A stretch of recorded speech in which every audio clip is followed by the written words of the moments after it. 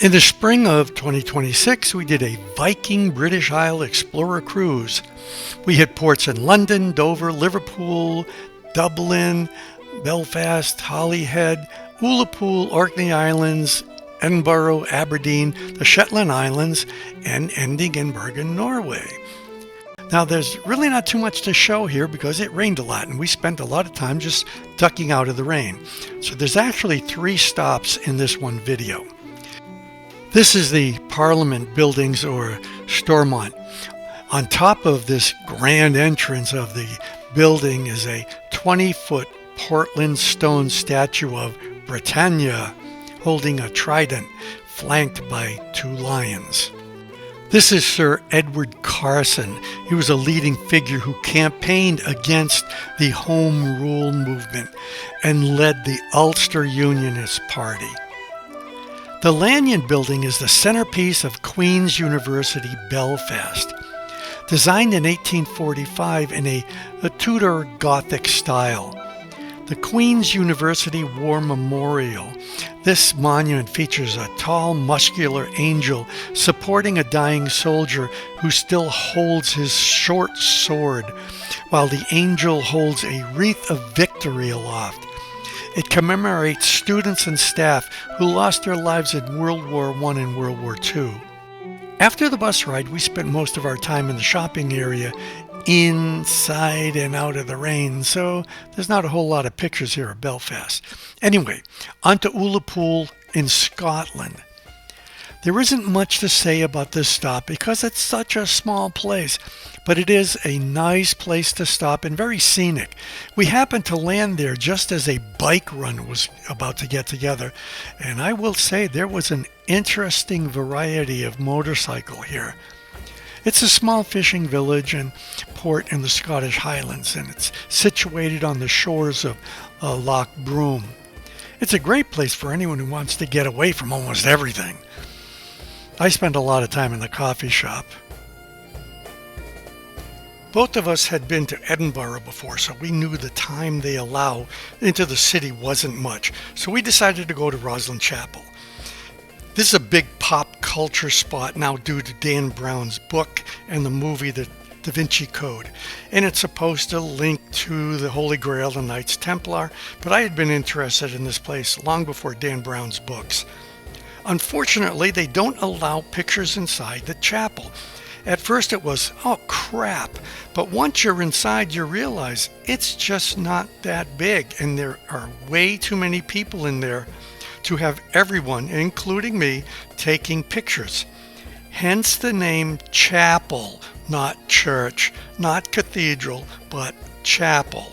It should have told me it was small. However, the truth, myth, or downright fiction doesn't detract from the masterful 15th century architecture which laid the groundwork for these legends long before the Da Vinci Code was written.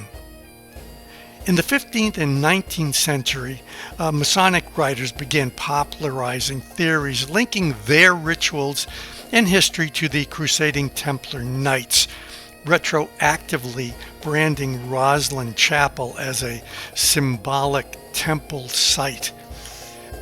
The chapel is often described as a Bible in stone because medieval congregations were largely illiterate. The Sinclair family, who founded the chapel in 1446, covered the interior and the exterior with over 40,000 unique carvings. It features intricate biblical scenes, the largest collection of green man fertility faces in Europe, and the famous apprentice pillar, a masterpiece of masonry so beautiful it allegedly provoked the master mason to murder the apprentice just out of jealousy.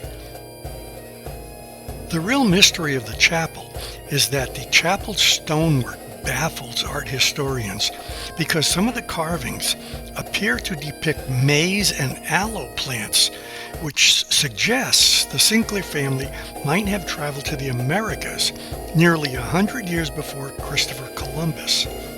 The family lineage says that a Sinclair went exploring and ended up in Newfoundland. When he was returning to Scotland, his ship was blown off course and it ended up in Massachusetts. While there, one of his party died, and in the town of Westford, there is a stone marker with a knight in full armor and other carvings. Some historians say it matches the outfit of the time period. Hey, who knows? I suppose all I can say about the place is it does not disappoint. It's worth the bus ride from the dock area to the location, and it's always being analyzed. Recently, someone pointed out that the hanging spire inside the chapel resembles a Hindu temple. They note the speaker cone design and say the carvings of angles have little cubes that a British codebreaker supposedly has translated as musical notes and has reproduced the 500-year-old music that those notes produce. Hey, who am I to say yes or no?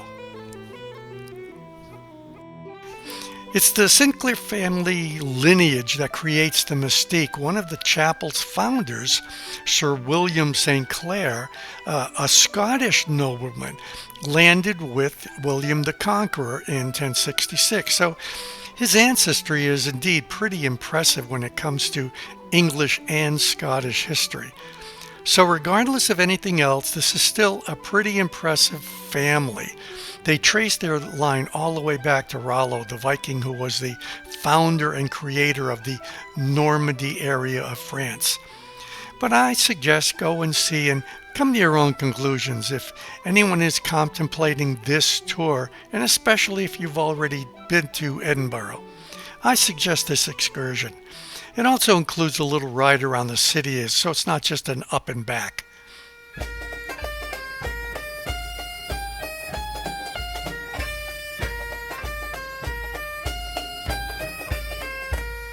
I will leave this one alone.